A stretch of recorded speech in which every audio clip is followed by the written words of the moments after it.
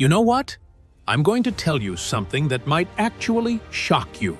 Right now, you're probably studying English grammar, doing exercises, and memorizing vocabulary lists. But what if I told you that's not the fastest way to become fluent? Actually, there's a method backed by science that can help you become fluent in English way faster than traditional methods. And the best part? It's actually enjoyable. So, what is the best method to learn English? Well, it's called comprehensible input, and experts say it's the fastest way to reach fluency. But here's the thing.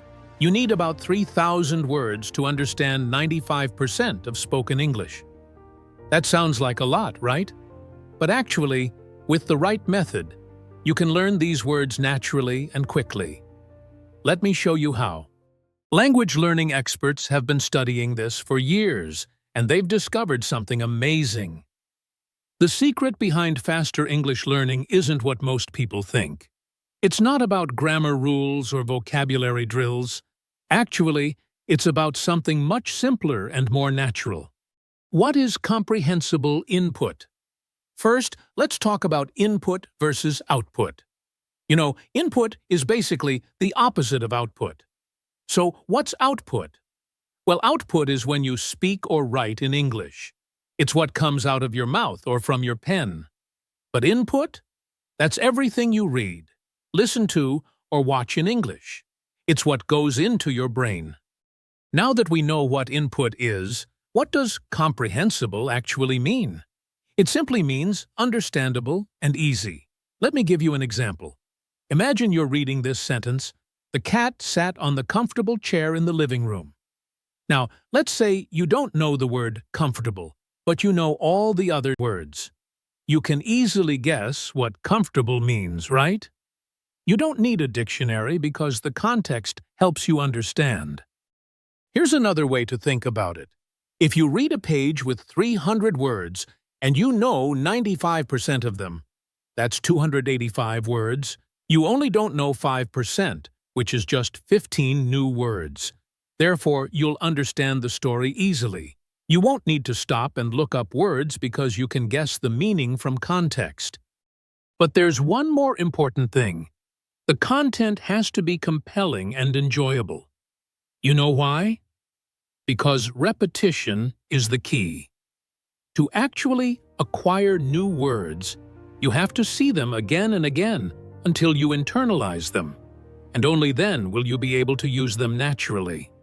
Here's why comprehensible input is more effective and the fastest way to learn English. Actually, you learn the language naturally, just like children do. It's exactly how you learned your native language.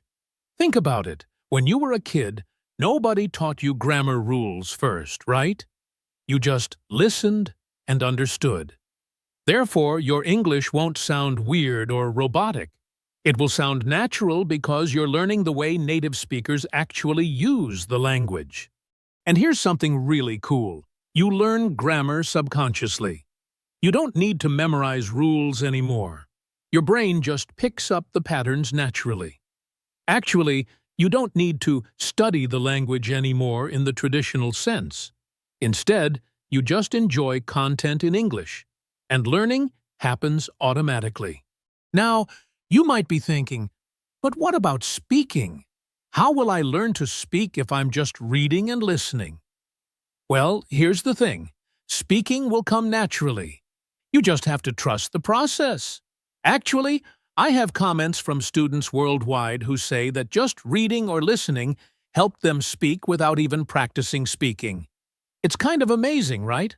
But if you want to speed up the process, you can practice speaking through input. This is actually a topic for another episode, but here's a clue. You can do shadowing, or rephrase what you read, or summarize it. There are lots of techniques to practice speaking without a partner, and without developing bad habits. If you want more details about this, comment below with how to practice speaking without a partner, and I'll create a separate episode just for this. So, how do you actually use comprehensible input? Well, first, let's talk about reading. You want to read anything that you can easily understand and that interests you. Here are some resources you can start with. For novels, you can begin with graded readers like Oxford Readers. They're specially written for English learners, so they're perfect for comprehensible input. You can also try simple novels. There are lists of beginner-friendly novels that are actually enjoyable to read. You can find this list below in the description. There's also the Istoria App, which is free and has great stories for different levels. Check out News in Levels. It's a website that gives you the same news story at 3 different difficulty levels. And the British Council has amazing reading materials for English learners. Actually, there's a lot more out there. Just look for what interests you, and you'll find something perfect for your level. Second, watching YouTube videos. I love this one. You know what I do?